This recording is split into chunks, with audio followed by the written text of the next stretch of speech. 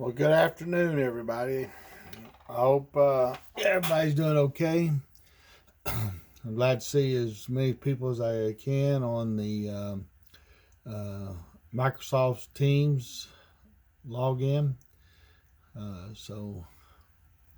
Like I said in yesterday's meeting, this chapter right here that where I'm going to go over today is probably the second most important chapter we covered this semester. The first one being orthographic projection chapter, and this one would be the second one, okay? Because orthographic projection tells you how to draw a drawing. This tells you how to dimension a drawing. Two very important aspects of drafting, whether it's CAD or old style manual drafting. So we'll move on. Some things I'll go over real quickly, or skim over. Some of it I'll go into detail. So, and this is probably going to be at least four-parter. So, be patient. Here's our objectives. Use conventional dimensioning techniques to describe size and shape accurately on engineering drawings. Create and read drawings at a specified scale. Correctly place dimension lines, extension lines, angles, and notes. Excuse me. Dimension circles, arcs, and inclined surfaces. Apply finished symbols and notes to a drawing. Dimension contours. Use standard practices for dimensioning prisms, cylinders, holes, and curves. And list practices for dimensioning a solid model as a documentation. And identify guidelines for the do's and don'ts of dimensioning. Okay, understanding dimensioning.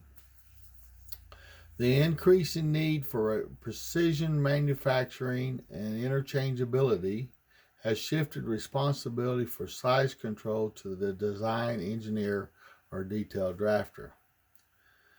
Practices for dimensioning architectural and structural drawings are similar in many ways to those for dimensioning manufactured parts, but practices differ. Okay, so you have a drawing there on the right, and that's a mechanical or a manufactured part drawing. Architectural and structural drawings for that industry is a little different, but they still use the same general dimensioning practices. Down in the note on the left-hand side, lower left, is referred to the following standards. Those are the standards that we go by. ANSI, ASME standards, dimensioning and tolerancing, digital product definition, data practices, preferred metric limits and fits. So those would be standards that you would have to refer to when you're doing a drawing. There are three aspects of good dimensioning. Technique of dimensioning, placement of dimensions, and choice of dimensions. There's a lot of stuff goes into those three things, and hopefully we'll get to them as we go through the slides. Tolerances, something we don't address in this semester. It'll be addressed in next semester in CAD 124. But a tolerance is the total amount that a feature on the actual part is allowed to vary from what is specified from the drawing or model dimension. Well, one, it's very hard to make something exact. And that applies a lot of stuff, to interchangeability of parts on automobiles, the car engines and transmissions, that sort of thing, where you're taking parts, taking them out, putting them in, taking gears in, and trying to mesh them up with other gears, and pistons and cylinder heads. All this stuff has to work together. And to be able to do that, you use tolerancing. Okay, I won't go too much more than that, just to let you just be aware of. Make sure you're aware of that definition up there. Okay, because I'm sure that's probably going to show up on a question in your quiz. Geometric breakdown. Engineering structures are composed largely of simple geometric shapes, such as prisms, cylinders, pyramids, cones, and spheres. They may be exterior, which is positive, or interior, which is negative form. Okay. These are different drawings. That's drawing on the left. They're both of them are same drawing, but one on the left is showing dimensions that says size. All the dimensions says size because that's what those dimensions are doing, telling the size of that part, the different features, what the sizes are. In the drawing on the right, it's the same drawing, but they have different dimensions on there. Well, actually, they do have some size dimensions, but they added some dimensions called location dimensions.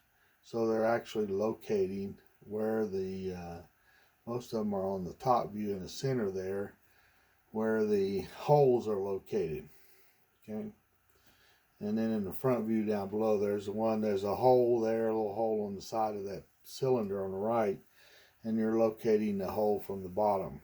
So those are location dimensions and size dimensions. Just remember that all the time. There's going to be size dimensions and location dimensions.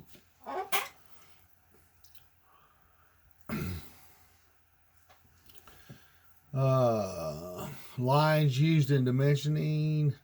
There are 3 lines. There's actually more parts to it than that. But the 3 lines are dimension, extension, and center lines. Okay. Dimension lines is that hard. If you look in the upper left there in that little drawing there, you got a red arrow pointing to a line called dimension line. That's the actual dimension line that goes from one side to the other side, and it's got dimensions. That's the dimension line. Now you have some lines that are coming down from the part itself, and there's one on each side. It's labeled extension line. Those are extension lines. They extend from the part. Okay, you notice that they put a little gap between the extension line and the visible line of the object, so you don't, so the reader doesn't get confused on where the visible line stops and starts. Okay, what else? Arrowheads. Another part of a dimension line is arrowheads. Okay. And those are just basically terminating where the dimension lines are, where they stop, begin, and stop.